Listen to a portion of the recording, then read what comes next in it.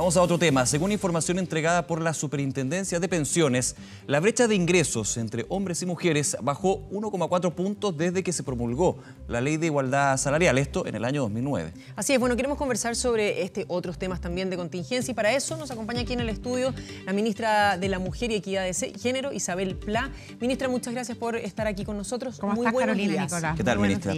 A ver, ministra, cuando vemos estas cifras, y lo conversábamos también fuera de pantalla, hay diferenciación respecto de las cifras entregadas por el INE y otras estadísticas que nos hablan justamente de esta diferencia salarial, esta brecha entre hombres y mujeres. Vamos a hacer la primera distinción, que es muy importante comprenderla para poder primero analizar el fenómeno y luego ver qué es lo que estamos haciendo nosotros como país. Está muy bien dicho lo que ha dicho Nicolás. Una cosa es la brecha de ingreso y otra cosa es la brecha salarial. Lo que publicó ayer el diario El Pulso, que es un estudio de la Suceso, es la brecha de ingreso. Claro. O sea, se analizan las remuneraciones de todos los hombres y de todas las mujeres que trabajan en Chile, que cotizan cada mes, y en ese indicador la brecha es, como indicamos nosotros acá, de 12,4%. Hemos experimentado, por supuesto, una significativa mejoría, pero estamos muy lejos todavía de estar, por ejemplo, marcar las brechas que tienen los países de la OCDE. Claro, considerando, que el 2016, de hecho, la brecha llegaba a un 16%. O sea, ha habido una caída, pero como usted dice, a diferencia de otros países... Ha habido una caída. Ahora, ¿por qué, lo que me pregunta Carolina, por qué la Suceso tiene un indicador que es 12,4 y por qué el INE muestra una brecha que es de aproximadamente 29 o 30%? Porque acá, en el dato que se publica ayer, se analizan las remuneraciones de las personas que imponen con un tope imponible, que es hasta 3 millones de pesos. O sea, hay sueldos mayores que no están incluidos en ese dato y... Ojo, que es bien importante, la brecha salarial, mientras mayores las responsabilidades entre hombres y mujeres, es mayor. Entonces, por tanto, está impactado. Y en segundo lugar, el INE, los datos que publica de brecha salarial incluyen a todos los trabajadores y trabajadoras, incluidos aquellos que lo hacen de manera independiente y que no cotizan. Y eso, por supuesto, que tiene una diferencia. Y en ese dato es en torno al 29 o 30%. Entonces, esa es la brecha vertical. Y luego está la brecha horizontal, que también es una preocupación para nuestro país, que es la brecha de salario, o sea, cuánto gana una mujer, cuánto gana un hombre en la misma responsabilidad al interior de una industria o al interior de una empresa. Por tanto, las medidas que estamos tomando y las políticas y reformas que estamos haciendo son distintas para cada uno de esos dos indicadores. En ese punto, ministra, y me quiero quedar con lo último, porque claramente cuando analizamos lo que es la brecha en Chile, cuando tenemos un hombre y una mujer con las mismas capacidades, con los mismos estudios, si uno quiere ir más allá, con las mismas características y finalmente con las mismas funciones en un mismo cargo, la brecha es espantosa en términos de por qué no ganan lo mismo o por qué siempre el hombre tiene que ganar más. Sí, hay una brecha que es bien significativa, que es la brecha vertical, que es la brecha que se publicó ayer, que es la brecha que publica el INE y que tiene que ver con dónde y de qué manera, en qué condiciones están trabajando las mujeres y dónde y en qué condiciones están trabajando los hombres y cuánto perciben por eso, independiente de la empresa. ¿Qué sucede? Por una parte hay un tema cultural que es muy potente y creo que probablemente sea el factor más importante. Estaba instalado en Chile hasta hace poco que uno, las mujeres eran menos productivas porque trabajaban menos horas y dos, y esto hay que decirlo derechamente, que la competencia de una mujer es inferior a la competencia de un hombre. Dicho de otra manera, que el valor del trabajo de un hombre es mayor, es superior, es más valorado que el valor del trabajo de una mujer. Y son temas que tal vez no se dicen públicamente, ningún empleador, ninguna persona que paga remuneraciones lo va a decir en este estudio, pero eso era así hasta hace poco. Tener un hombre es más caro, hay que ponerle más plata, digamos, un hombre que una mujer, porque tiene más capacidad.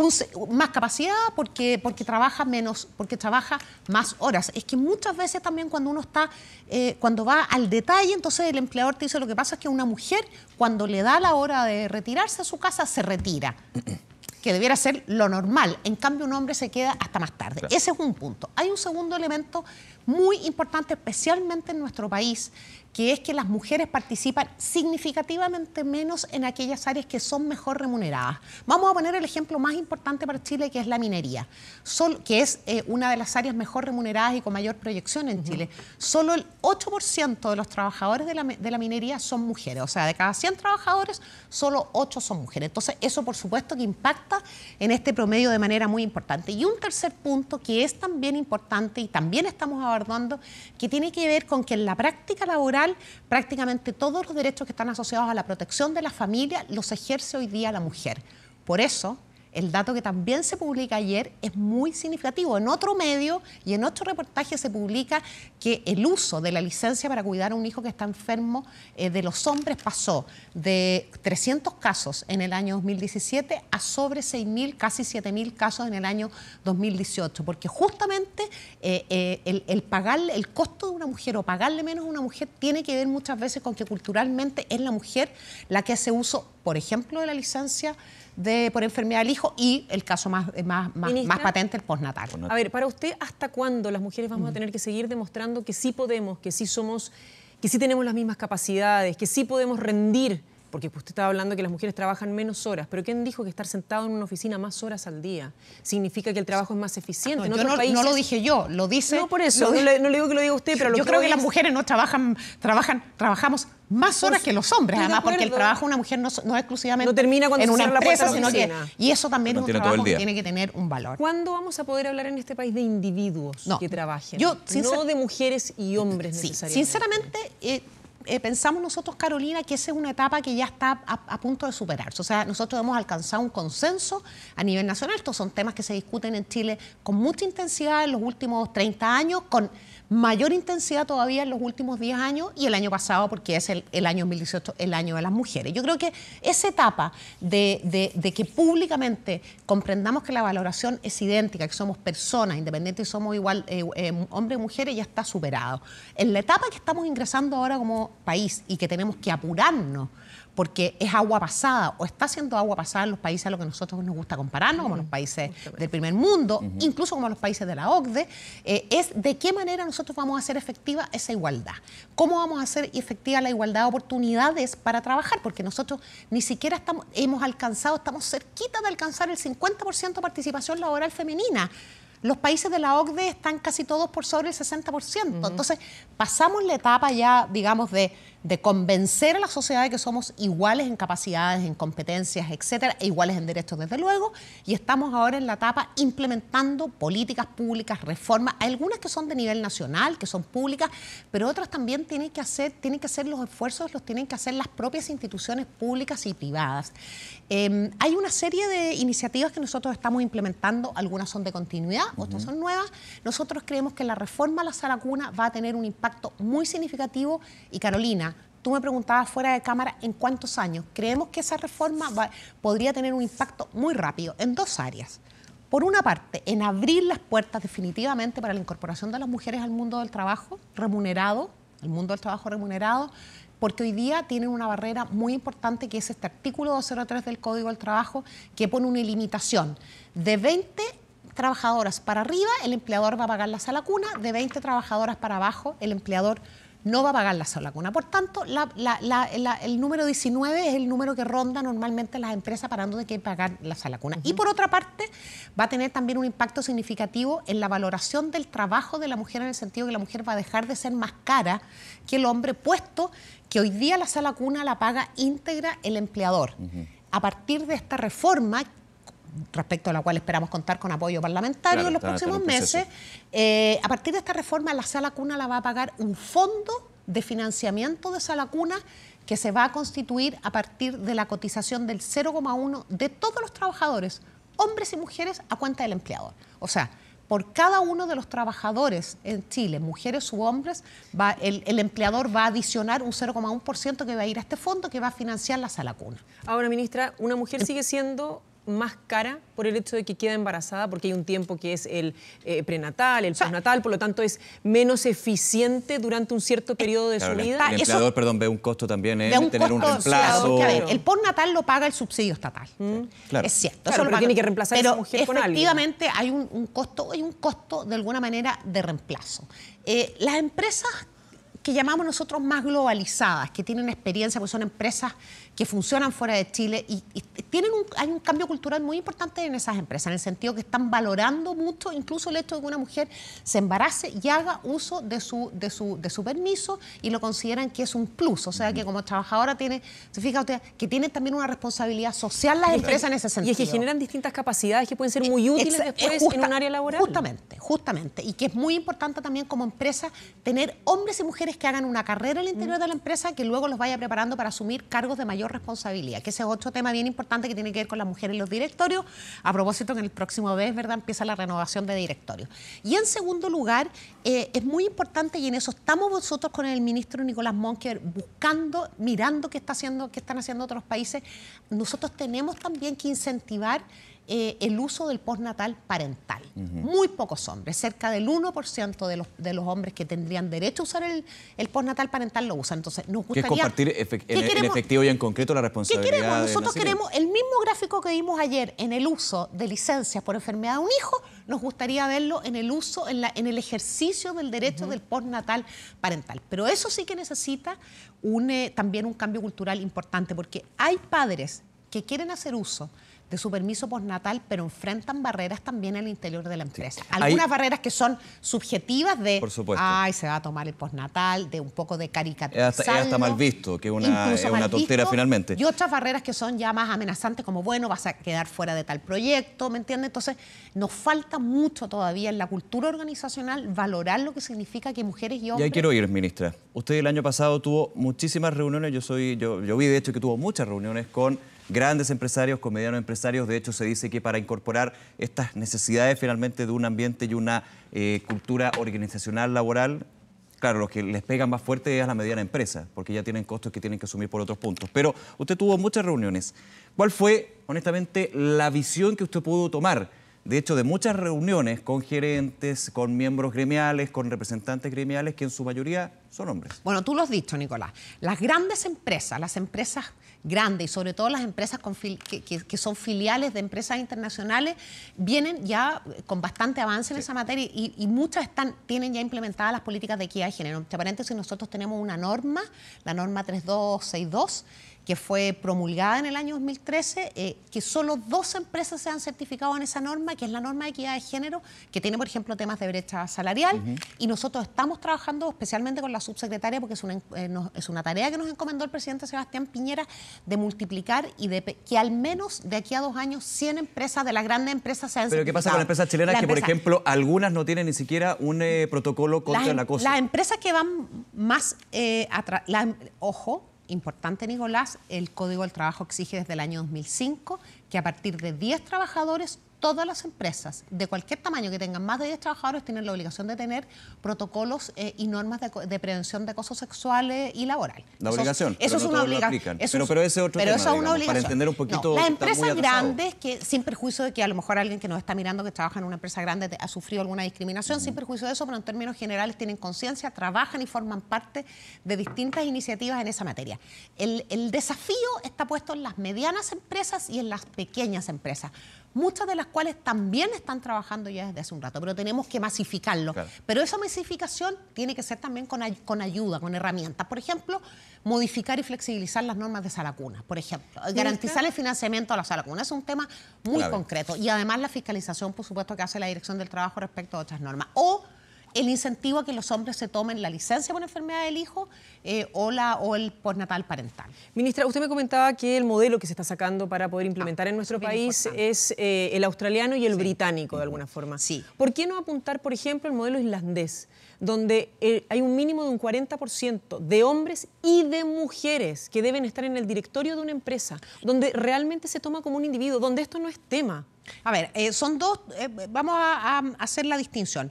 Probablemente en las próximas semanas el presidente y nuestro ministerio, el Ministerio de la Mujer y la Equidad de Género, vamos a anunciar, ¿verdad?, un instrumento que es un instrumento muy concreto, que es el instrumento que está aplicándose en Australia desde el año 2012, en Inglaterra también desde el año 2014, que lo que hace es que transparenta ante la opinión pública de manera muy clara los datos respecto de hombres y mujeres en las empresas, en distintas áreas, entre otras salariales, entre otras cuántas mujeres forman parte de los distintos niveles de responsabilidades, cuántas mujeres en los directorios, qué políticas de equidad de género, de respaldo al trabajo familiar se están implementando, cuántas se toman los hombres, cuántas se toman las mujeres. En Australia ese instrumento ha tenido extraordinarios resultados en distintas variables y particularmente en la brecha salarial se ha caído en un 20% la diferencia entre salarios de hombres y mujeres por igual. ¿Pero cuál ha sido el efecto de transparentar esa información? No, el efecto de transparentar ha sido justamente que las propias empresas muchas veces descubren brechas importantes, que no ¿verdad? Que no se dan cuenta. Que estaban como incorporadas en la cultura organizacional, que no se dan cuenta. Y dos, que obviamente valorando muchísimo la opinión de la ciudadanía, ¿verdad? Las propias instituciones, los clientes en este caso. Justamente los consumidores. A ver, hay un tema súper importante. Es lo que está pasando hace 10 años. Los consumidores también valoran a las empresas por su cuidado al medio ambiente. Y en los países desarrollados están valorando también a las empresas por normas de este tipo. Entonces, eso es muy importante. Otro tema, el tema de transparentar de qué manera las compañías públicas y privadas tratan a su trabajador hombre respecto a cómo el trato que le da o las condiciones que le pone la trabajadora mujer y cuáles son los incentivos que hace para, por ejemplo, que los hombres hagan ejercicio también de aquellos derechos que hoy día en Chile recaen casi culturalmente, exclusivamente sobre las mujeres.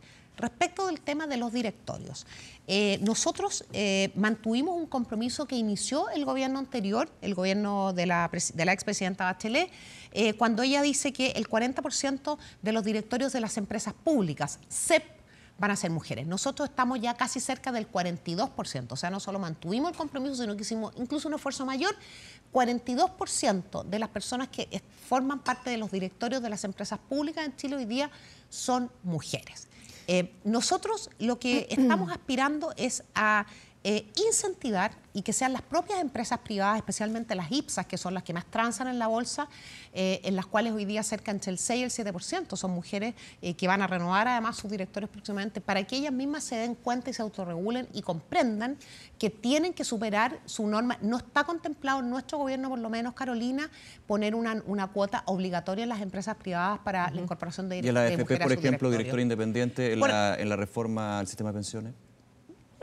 No está incorporado la cuota en general en la empresa privada. Nosotros tenemos un compromiso en la empresa pública, se está cumpliendo incluso por encima de ese compromiso y queremos además extenderlo a otras empresas que no forman parte de la empresa CEP, pero que son empresas, ¿verdad?, con gobiernos corporativos. Ministra, la quiero llevar a otro tema. La violencia que vemos y que seguimos viendo en contra de la mujer. Tenemos el caso de Carolina Torres, que a pesar de que es una violencia directa y además hay un tema homofóbico que toca otros puntos. Pero hace un par de meses, el año pasado, hablábamos usted y yo respecto de campañas y qué se puede hacer. Le daba yo el ejemplo, por ejemplo, en Argentina, donde hay kioscos, negocios en los distintos barrios que están acreditados para poder resguardar a una mujer que está siendo violentada, porque está en la orden de no acercamiento a la víctima, que lamentablemente muchas veces tenemos que informar que esa víctima termina muriendo, que hay un nuevo femicidio en nuestro país. Bueno, ¿qué se está haciendo nuevo? ¿Cómo nosotros siempre, desgraciadamente, tenemos muy malas noticias en esta materia.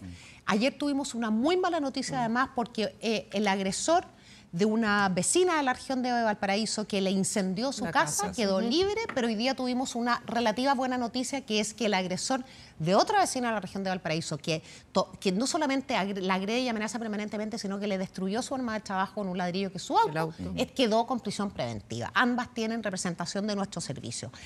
Nosotros estamos trabajando, Carolina, a partir de la experiencia que tiene el país, porque nosotros no estamos inventando la pólvora. Lo peor que puede hacer un gobierno en esta materia es decir, todo lo que se hizo antes no resulta, vamos a hacer cosas nuevas. Nosotros tomamos esa experiencia y estamos trabajando en 3 grandes áreas. Este es el tema tal vez que nos exige mayor energía y mayor desafío. Por una parte, en reformas legales. En modificar la ley, porque es verdad que hay leyes que son febles y es importante también entregarle a los carabineros, a la PDI, a la Fiscalía y a los tribunales herramientas que nos permitan cerrar todos los espacios de impunidad, porque todavía hay espacios de impunidad en la ley en esta materia. Por eso mantenemos su urgencia al proyecto de violencia integral. En segundo lugar, trabajando con las instituciones que son las responsables de prevenir, de perseguir y de que nunca quede en la impunidad un acto de agresión. Carabineros, la PDI. Nosotros en enero tuvimos un hito con los Carabineros de Chile. Por primera vez un director general de Carabineros, el general Rosa, inaugura y abre un ciclo de formación para los carabineros, ¿verdad? O sea, le está dando una importancia que es prioritaria, porque es verdad que nosotros estamos rezagados en esa materia. El gobierno va a impulsar, entre paréntesis, una norma que obligatoriamente en las escuelas matrices de las policías haya un contenido en materia de equidad de género y de sensibilización en esta materia, porque está muy bien que hayan talleres, que hayan ciclos de información, pero nosotros creemos que en la formación de mujeres y hombres policías tiene que estar este tema. Trabajamos con la Fiscalía, trabajamos con los tribunales. Y en tercer lugar, y el tema al que tú estabas apuntando, el tema cultural. Y hay una cuestión que nosotros tenemos también que reconocerla. Todavía en Chile hay un sector de la ciudadanía que justifica la violencia contra las mujeres. Yo les voy a decir, si me permiten contar una anécdota, porque creo que ejemplifica muy bien este no alcanzar todavía el consenso, la unanimidad. Hace pocos días me encontré en mi Instagram, me lo he encontrado varias veces, pero me encuentro en Instagram con una mujer que me reprocha el hecho de que nosotros como gobierno trabajemos con la PDI y los carabineros en esta materia y ocupemos tiempo de los carabineros para este tema. Usted tiene que permitir que los carabineros se preocupen de otros delitos. Ya. ¿Está en algún sector de la ciudadanía todavía los delitos de violencia contra las mujeres asociados solamente a decisiones privadas? O sea, es un desconocimiento absoluto de lo que ocurre, ¿verdad?, cuando una mujer es víctima de violencia, de lo que ocurre en el impulso del agresor, en la decisión del agresor y de lo que ocurre y que en involucra, la vida de la ministra, perdón, todo tipo de delitos. Lo vemos en las imágenes del caso que usted decía, el del auto que... de este delincuente que llega con un ladrillo, que rompe el auto finalmente, no es que se esté enfocando solamente en el delito contra una mujer, son todos los delitos que están unidos a esto. Justamente, y además, no solamente que todavía se considera que es un delito de segundo orden o que tiene que ver con decisiones privadas, sino que además sigue ese sector de la ciudadanía poniendo la responsabilidad en los hombros de la violentada, por su comportamiento sexual, por su lenguaje, incluso por la forma en la que se viste. Y esto es parte de nuestra cultura. La tontera de algo habrá hecho. Algo habrá hecho. Entonces, nosotros estamos trabajando, nosotros evaluamos exitosamente la campaña en la que ustedes, los medios de comunicación, participaron muy activamente. No es la campaña del gobierno, no es la campaña ni del presidente Piñera, ni de la ministra Pla, sino que es la campaña del país en el que decimos, ¿verdad?, no lo dejes pasar porque apuntamos al origen de la violencia. Ministra, a ver, dos cosas en una. Primero, apuntar al origen de la violencia no es, en vez de hacer estas charlas, o además, más bien, además de hacer estas charlas, ir a los colegios, partir desde esta edad, cuando los niños todavía tienen que... Absolutamente, cuando tal vez en sus casas no es algo que se conversa o no está, o viven en esas casas donde la persona después reclama y dice cómo pueden destinar de esto está incorporado transversalmente en los colegios, pero no obstante, en la política que presentamos con la ministra Cubillo en enero, que es producto de un trabajo de una mesa de especialistas, ¿verdad?, en la política de equidad de género en la educación, hay un elemento central y fundamental, que es el segundo eje, que es el de la prevención, el de la formación de niñas y de niños para una cultura sin violencia, para la erradicación, no la prevención, la erradicación de la violencia, y que tiene que ver con la relación entre los mismos alumnos muchas veces, y también tiene que ver, ¿verdad?, con la observación de lo que están mirando ellos en los medios de comunicación y especialmente en su casa o en su entorno. Ministra, ¿qué pasa, perdón, Nicolás, sí. con la medida que había instaurada en la cual se le ponía un grillete al agresor para poder seguir los pasos para tratar de evitar este acercamiento a la víctima del cual estábamos hablando antes, que no necesariamente siempre se cumple? Hoy día nosotros tenemos monitoreo telemático solo respecto de las personas que han sido condenadas, no de todos tampoco, condenados por delitos y que están cumpliendo penas fuera de la cárcel. Nosotros estamos trabajando, es un tema complejo que requiere no solamente recursos, sino que además técnicamente error cero. Estamos trabajando en el monitoreo telemático para las medidas cautelares de los casos más graves, cuando aún no hay una condena, porque la condena va a estar en la cárcel probablemente, o si no va a estar en la cárcel, ¿verdad?, ya tiene un sistema de monitoreo telemático. ¿Qué ocurre con ese monitoreo telemático, verdad? Ocurre que necesitamos asegurarnos de que funcione. Porque si nosotros no tenemos capacidad de, valga la redundancia, monitorearlo, ¿verdad?, entonces puede resultar muchísimo peor, porque le va a generar a la víctima una sensación de falsa seguridad. Hay un tema que es bien importante. Una mujer que está siendo severamente amenazada, que su vida corre riesgo, no puede estar sola. O sea, también tiene que haber una responsabilidad de su entorno. ¿Quiénes son parte de su entorno? Muchas veces los hijos, si tienen hijos adultos, la familia de origen, los vecinos, su entorno laboral. O sea, porque cuando yo te quiero decir que la mayoría de los 42 femicidios perpetrados en el 2018, solo una víctima o 2 víctimas tenían medidas cautelares. Sí, cuando, ministra, cuando un femicida toma la decisión, está dispuesto a cruzar todas las barreras y la mitad de los femicidas se suicida. ¿Y cómo avanzamos en el resguardo a aquellas que denuncian? Porque ha sido siempre un mínimo común múltiplo de todo lo que desgraciadamente terminaba en femicidio. Hubo una denuncia, se interpuso, finalmente no hubo un resguardo, muchas veces se ha criticado el actuar de la policía. Nicolás, es bien importante. O sea, a ver, las instituciones que son responsables de este tema, por supuesto que tienen que cumplir con su tarea, y ese es un llamado que hacemos permanentemente. No es un llamado a los medios de comunicación, es un llamado que hacemos periódicamente y cara a cara, y en fin, eso de todas maneras. Segundo lugar, siempre que una mujer se mantenga en silencio y no haga la denuncia, ¿verdad? Lo que va a hacer es que no va a poder salir del círculo de violencia, y lo único que nos vamos a asegurar es la impunidad del agresor. La mayoría de las víctimas de femicidio, menos de un tercio de las víctimas de femicidio había denunciado alguna vez en su vida. Alguna vez en su vida. O sea, el acto de denunciar le permite al sistema empezar a operar para proteger a esa víctima. Y eso es muy importante. No obstante que las instituciones están mejorando su gestión y tienen que hacerlo con más celeridad, porque, entre otras cosas, este tiene que ser un delito prioritario, tienen que tener sentido de urgencia. Todavía está instalado en la cultura organizacional de algunas de estas instituciones que son delitos. Lo mismo que pasa con la señora que me reta a mí en mi cuenta de Instagram porque dice que estoy distrayendo a los carabineros. Lo mismo pasa muchas veces en algún sector todavía, las personas que trabajan en estos temas, que creen que son delitos como de segundo orden. Delitos domésticos muchas Pero veces. esto tiene que ser clave. Denunciar significa abrir una puerta. Y lo que nosotros nos tenemos que asegurar es que quien abra esa puerta, o sea, carabineros, o la policía de investigaciones, o la fiscalía, la abra de manera acogedora, gentil y, lo más importante, efectiva. Ministra Pla, hubiésemos seguido conversando con usted, pero lamentablemente la noticia manda a esta hora. Muchísimas gracias por conversar con nosotros. por interesarse además en estos temas tan importantes para Chile. Absolutamente. Que esté bien. Buenos días.